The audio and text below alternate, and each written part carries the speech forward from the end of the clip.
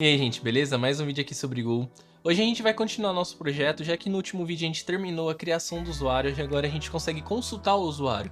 Agora a gente vai criar os dois repositórios que a gente vai precisar aqui, que é de buscar o usuário por e-mail e buscar o usuário por ID, para a gente começar a utilizar esses dois métodos dentro do nosso projeto, beleza? Inclusive dentro da nossa criação de usuário a gente tem que criar uma validação para ver se o e-mail já não existe no banco de dados, e essa criação do repositório que a gente vai fazer agora vai utilizar também no nosso create user, beleza? Então vamos pro vídeo e vamos entender como a gente vai fazer.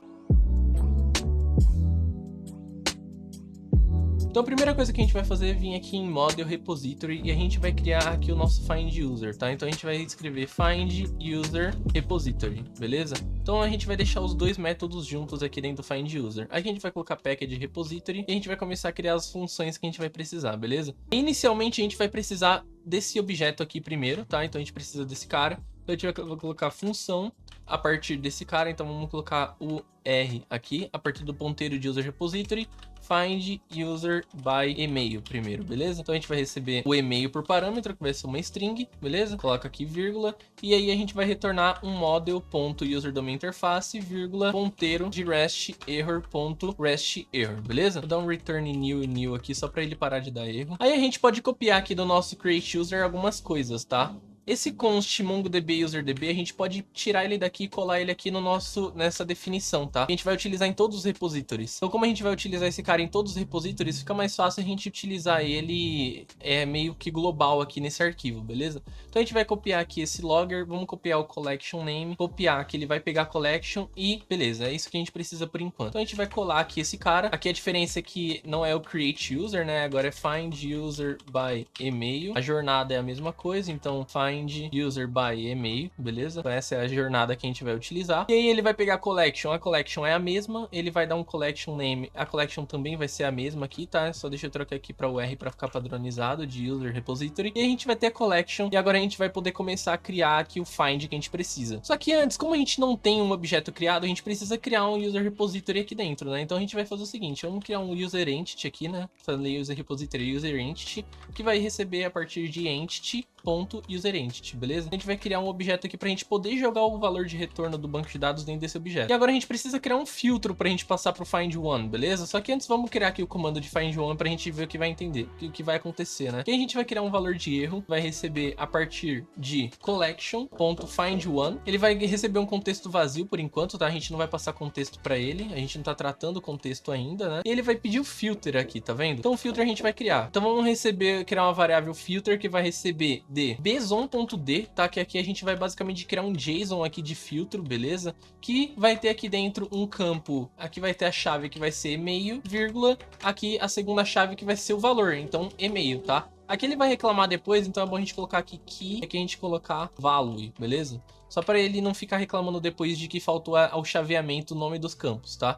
E aí agora a gente vai vir aqui e vamos simplesmente passar filter por parâmetro. Só que aqui ele vai reclamar que não é error aqui, porque a gente precisa dar um decode. O decode ele vai pegar o valor do banco e jogar dentro da variável se acaso não der nenhum problema, tá? Então a gente vai passar userEntity, que é o que a gente acabou de criar, beleza? Aqui ele pede um ponteiro, só que como a gente já criou com uma variável ponteiro, então não precisa, tá? E aí a gente vai validar agora o erro, né? E aí que vem um ponto, tá?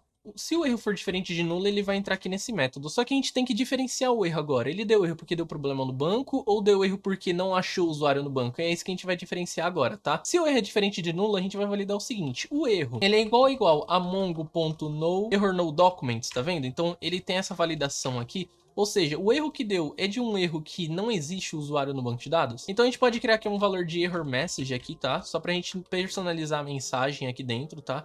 A gente vai dar um fmt.sprintf e vai colocar o seguinte valor aqui dentro. Então a gente vai colocar aqui user not found with this email. Aí a gente vai colocar porcentagem S e vamos passar o e-mail que a gente recebeu, beleza? Aí a gente vai fazer o seguinte, vamos colocar um return new, que no caso a gente não vai retornar nenhum usuário, vírgula, rest errors.new not found error, né? Então new not found error, passando o error message lá para quem chamou a nossa requisição. Se não for esse tipo de erro, se não for esse cara, a gente vai simplesmente fazer um return aqui e vai fazer o seguinte. A gente vai também criar uma variável só para... Porque se der erro alguma coisa no banco de dados, a pessoa que chama a requisição, ela não pode saber o porquê deu erro, né? Então a gente vai simplesmente fazer o seguinte, vamos tirar esse cara daqui, tá?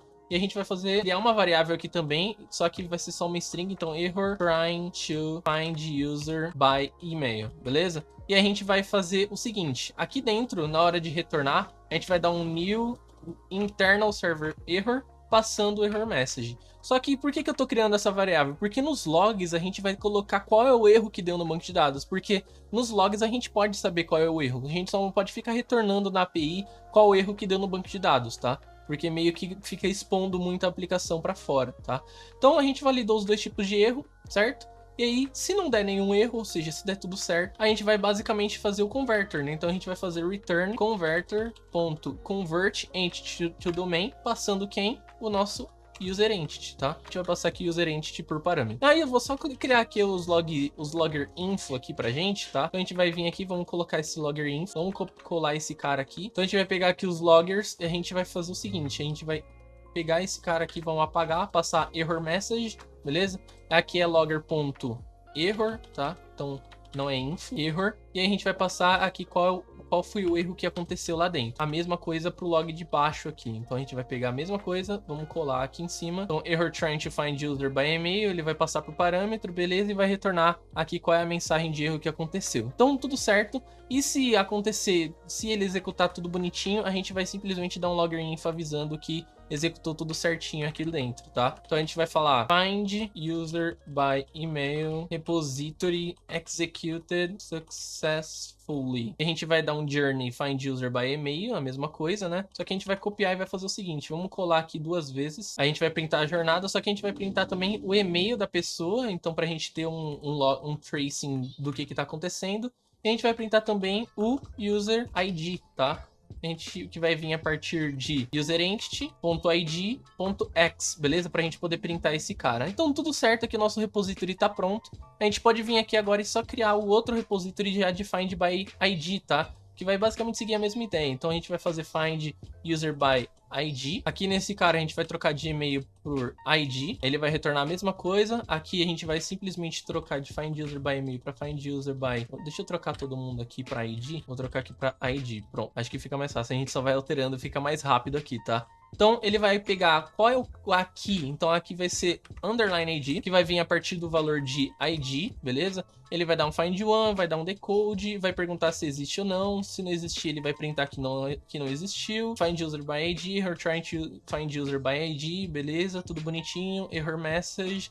Aí aqui a gente vai printar a mesma coisa, só que aqui vai ser, a gente não precisa mais desse log, beleza? Aí userid.x, beleza? Então criamos os dois repositórios aqui rapidinho, tá? Um a partir do outro porque eles são bem parecidos. E agora a gente simplesmente tem que criar agora esses dois métodos nas nossas interfaces. Então você vai copiar aqui, vai vir na interface aqui de create user, por exemplo, vai colar esse cara, vai voltar no find user, vai pegar o find user by ID, vai fazer a mesma coisa. A gente vai simplesmente instanciar eles aqui na nossa interface, beleza? Então tá os dois métodos aqui, certo? Agora a gente vai simplesmente conectar ele no service, tá? Então a gente vai vir aqui no nosso service, basicamente, no find user, e a gente vai poder conectar ele. Só que a gente vai fazer isso num próximo vídeo para não ficar um vídeo muito extenso aqui, tá bom? Então a gente vai criamos aqui os dois repositórios, no próximo vídeo a gente conecta o controller no service e o service no repository, e a gente fecha aqui já nosso search de usuários dentro do banco de dados, beleza?